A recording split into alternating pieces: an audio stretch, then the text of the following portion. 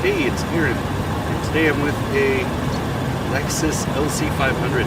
This is the convertible model, giant V8 under there. It's a beauty car. Let's check it out.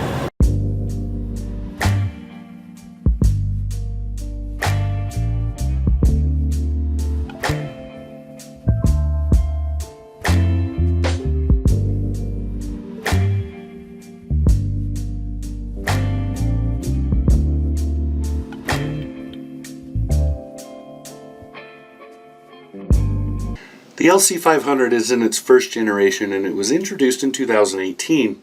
There are a few changes for this year, so for 2021 there is a revised suspension design to give it a little better handling. It has active cornering assist to further improve that even more. It has a revised transmission tuning that gives it a little more sport, allows the RPM to run higher, shifts a little more aggressively. And it has Android Auto, which is a big deal for Toyota Lexus. They haven't had that for quite a while. And a handful of other very small changes. This is a beautiful car. Now, this car is what I see as Toyota, or Lexus in this case, Lexus allowing their designers to do almost anything they want. They're saying, look, we need a beautiful car, it's going to be a 2+2, and we're going to put the engine up front, and it's going to be a giant V8. Work with that, and just letting them go nuts, because the design on this is beyond beautiful. This is angelic. It is so good looking. Such a pretty car. It's also a beautiful balance between being sporty and still luxurious and comfortable. So it doesn't go all the way off the deep end into sportiness. If you want that, then the Lexus RCF is probably your choice. I did a review of that not too long ago. I'll link to that below.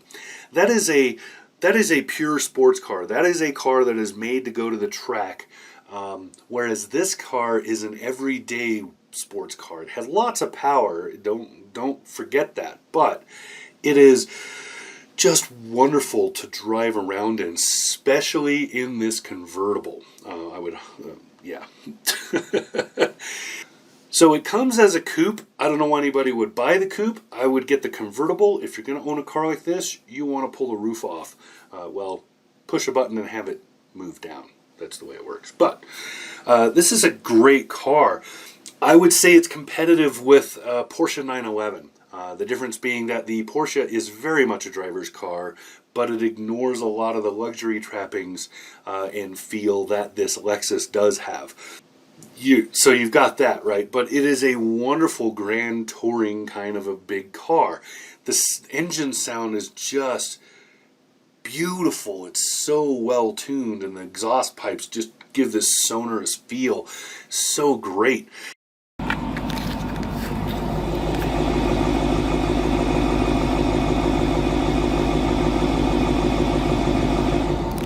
For some details, it's a 5-liter V8, puts out 471 horsepower, 398 pound-feet of torque, and there's a 10-speed automatic transmission running that.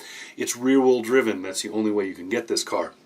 Now, the 10-speed automatic is fairly aggressive, but not super aggressive.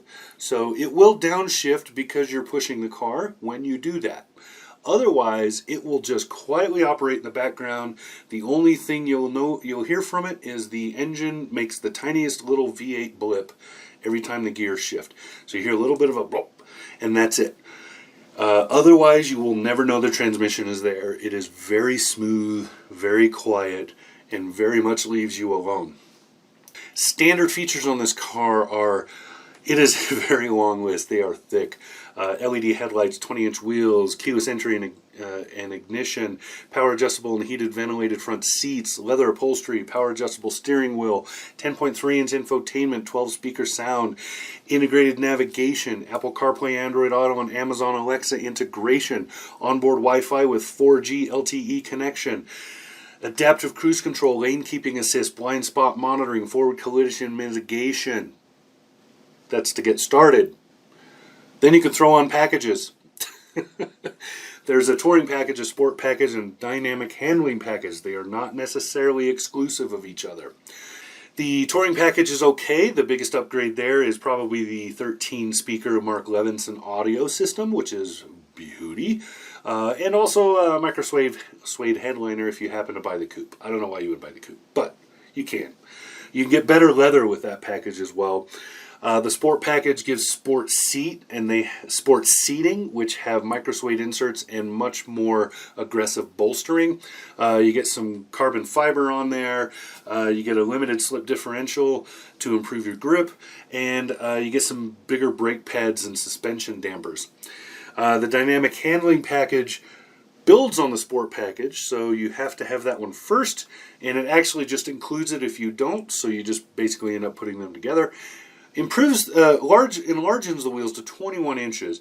That does affect ride quality, so you will feel those wheels. Those slightly bigger wheels do translate more of the road into the car.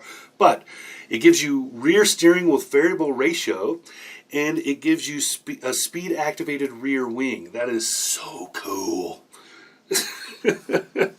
So if you're serious about getting your LC500 and actually driving it as a performance car, you definitely need this package.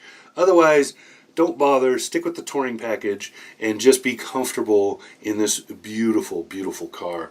So Lexus has done a very good job here. There are some downsides. The infotainment's terrible. Actually, that's all the downsides, because it's just wonderful to drive, and the roof operates in a beautiful way. Everybody who sees this car thinks it's the most beautiful thing they've seen all day. It is such a good looking car, especially in this color, because the color changes in all at the same time. The sun is shining on it. The different parts of the color palette come out as according to the bodywork. And it's just wonderful to look at. The light shelves reflect wonderfully. The car moves smoothly. Such a good vehicle. So that's it. That's the Lexus LC 500. It's a beautiful convertible, wonderful car to drive. Nice throaty engine. Everything about it is good.